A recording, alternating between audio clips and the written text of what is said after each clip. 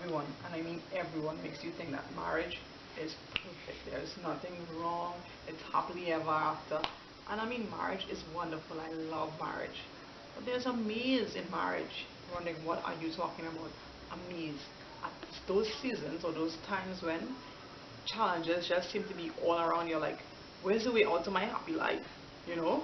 And I mean, older folks, when you get married, they do kind of warn you or hint to you about it. They're like, don't quit, or God is the third chord.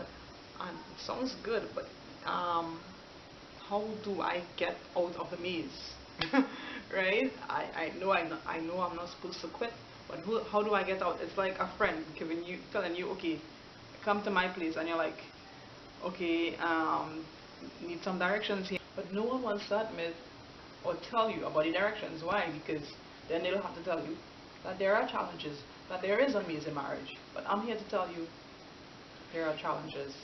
And the reason I'm telling you this is not because I want everybody to know my business, I want to be popular, or anything like that in this macro slash information age. Right? The reason I'm doing this is because when newlyweds are misinformed and think that it's all happily ever after, when there are challenges in their marriage, they think, okay, something's wrong here, I need to go to our next marriage, another one, looking for this happily ever after, and never finding it. Because why? They don't expect or realize that challenges are part and parcel of marriage. So the key to getting through this is using your torchlight. Your torchlight is, when people tell you, pray for your spouse, it sounds all nice and holy. You're like, oh my God, I'm going to pray for him, encourage him, God bless him. And yeah, that's it. Most of the time, that's the kind of prayer you're praying for your spouse. 20 to 40% of the time, you're in the maze and your prayer doesn't sound like that. Why? Because you're extremely pissed and you just want to offload. Don't. That is the time when you go to God. With your anger, yes. God got angry too. Jesus got angry when he was on the earth. Anger is a feeling. It is not wrong. It is what you do next. And I'm telling you, what you do next is use your torchlight. Go to God and offload on him. Tell him exactly how you feel, and he will give you three main solutions. The first approach God may take in this situation is he'll tell you, you know what, I'll handle this. And you're like, okay, God, cool.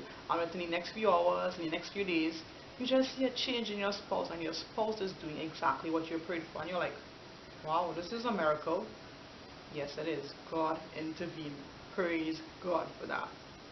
The second approach God may take is he may give you a code, a written code, and he's saying, use this code. And you're like, okay, you hear this code and you're like, okay, what is this code?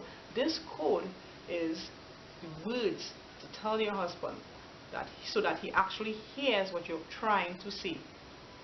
You're saying it in all different languages and it's not coming out. These are the words you need to say calmly and encouragingly, and your husband will actually understand you. And you're like, wow, this saved me a lot of time. Yes, it did.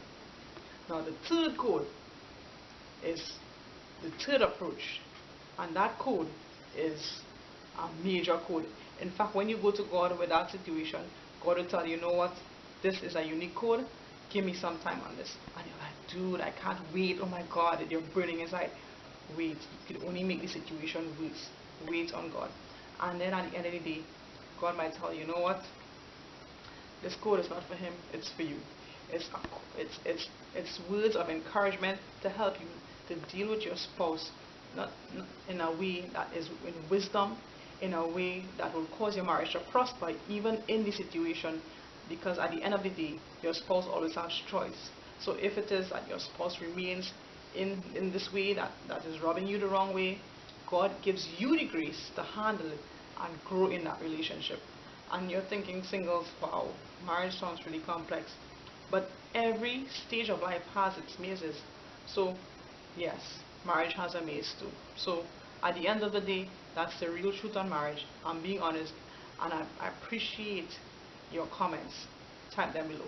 Thanks very much.